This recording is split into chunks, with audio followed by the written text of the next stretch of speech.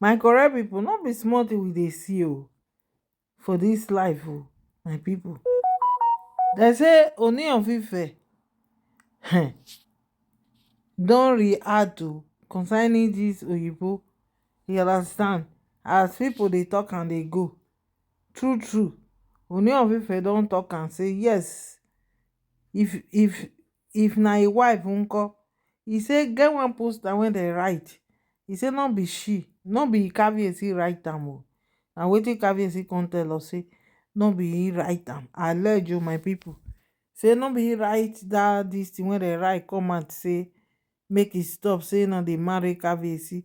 He say he no talk like that. Kabiyesi no get anything statement when he write come out. Say many people dey talk and say shebi na Queen Naomi na im pray for Kabiyesi say he go dey marry plenty wife dey go, and at the end of the day now, say na wetin Kabiyesi come begin dey do.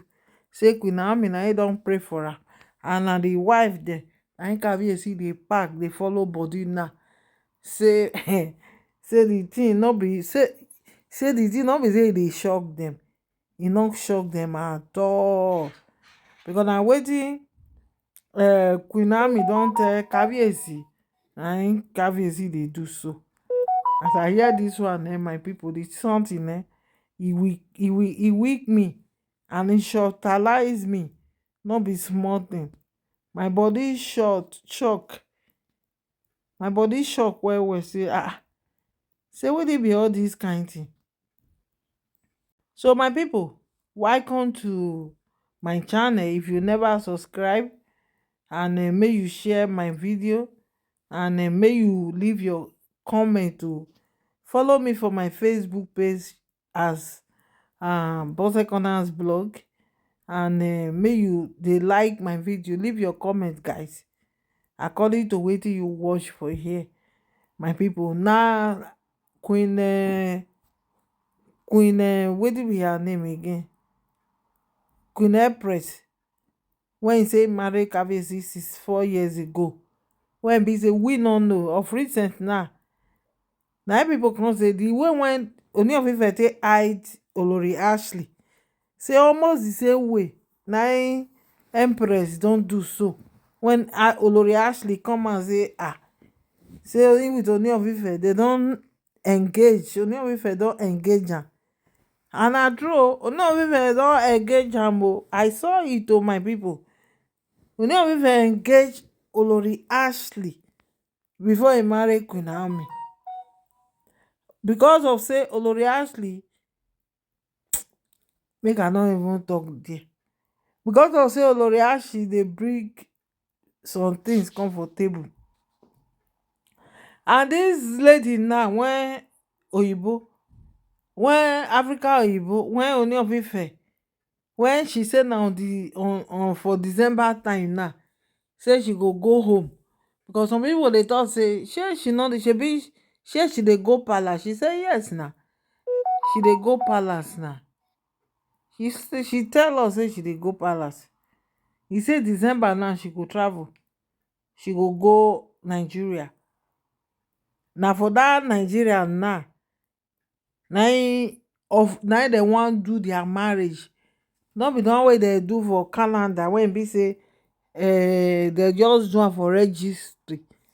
Hey, una know that lady when e come out that day, that doctor wey e dey for America, when Ooni of Ife collect im money 100 and money wey e wan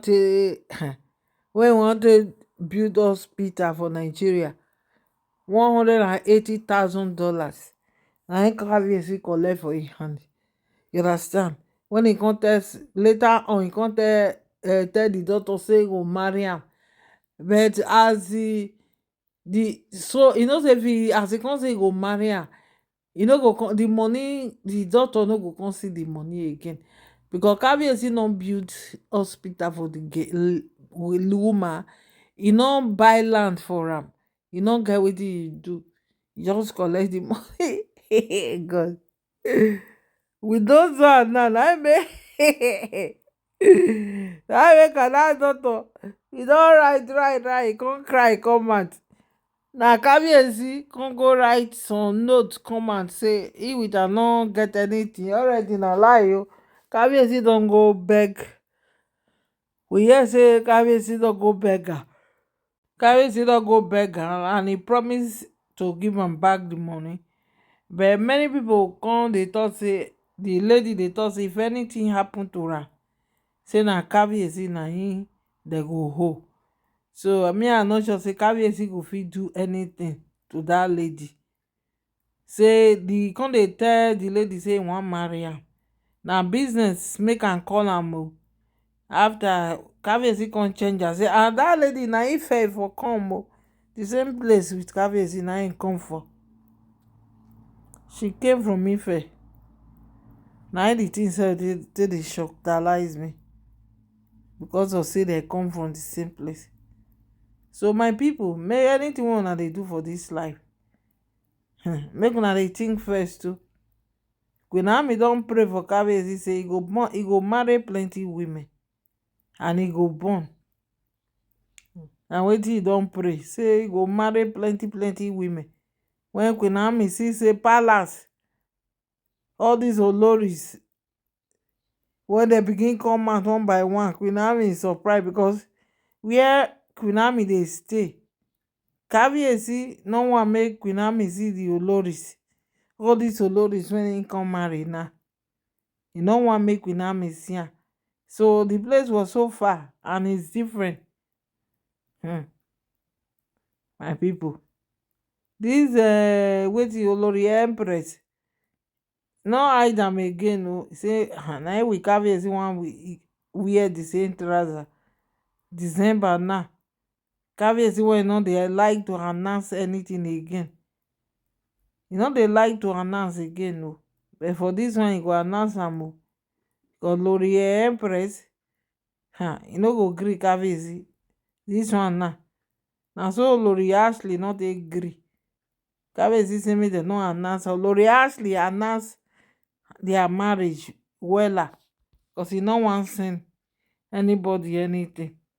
All the prayer wey Queen Naomi pray for Kabiyesi, e shall come to pass because already Queen Naomi don see am. The palace was so full. How many of una wan come marry for that kind place when be say palace full with different women? You understand? So my people, we come dey even dey hear say Olori Mariam say e collapse because of the latest development when e dey for ground. Because Olori Mariam no know say this lady say Ooni of Ife marry am. E be like say first na she be first sef. Na she be the first. Na wow, wonder shall never end. Na she dey first marry before Olori Mariam. Maybe Olori Mariam get money pass the lady. Kábíyèsí o, kádẹ́gbẹ́ lórí, kí bàtà pẹ́ lẹ́sẹ̀. They say Mariam don collapse.